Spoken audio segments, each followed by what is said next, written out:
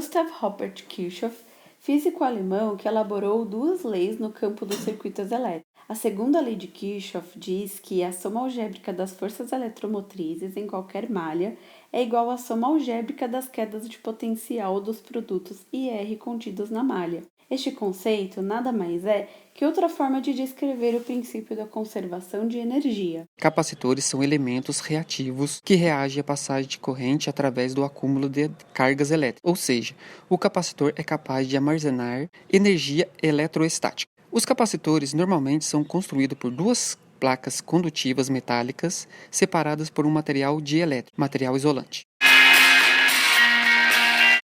Para realizar este experimento, vamos precisar de um circuito de carregamento, composto por fonte DC, resistor de 22 ohms, placas e fios, um cronômetro, um capacitor Itano ECR de 3.300 microfarads, 16 volts, e um multímetro.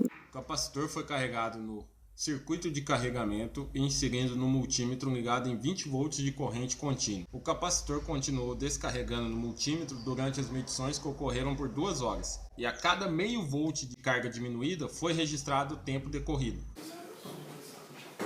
O capacitor continuou descarregando e o tempo sendo cronometrado. A taxa de variação da carga no tempo é proporcional e enquanto o capacitor tiver carga, a corrente elétrica fluirá.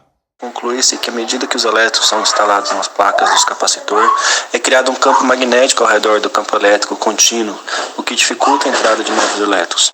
Os capacitores são portadores de cargas elétricas, visto que os elétrons possuem carga elétrica negativa, e o caminho da corrente dos elétrons dos capacitores vão do polo negativo para o positivo, até que chega um instante que nenhum elétron pode ser adicionado, permitindo assim uma carga rápida de um capacitor. A tensão ocasiona a descarga do capacitor, permitindo desta forma que a corrente flua, porém a corrente é diminuída de acordo com o tempo, e ao diminuir a quantidade de elétrons da associação de resistência de um circuito, e se perdendo em forma de energia térmica. Essa corrente elétrica flui uma vez que é permitido a ela um caminho ou um polo positivo sem elétrons, ou uma diferença de potencial ou tensão, para que os elétrons saiam do seu sistema aberto dentro de um capacitor e formem uma corrente no sentido à falta de elétrons.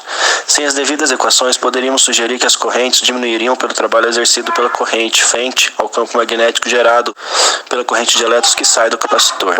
Do experimento realizado até o momento, verificou-se que em sistemas isolados, a quantidade de carga elétrica permanece em decaimento e resistindo, lutando com a lei chamada conservação de quantidade de energia elétrica. Portanto, conclui-se que a corrente elétrica não é criada e assim mantida ou conservada mediante trabalho e geração de energia.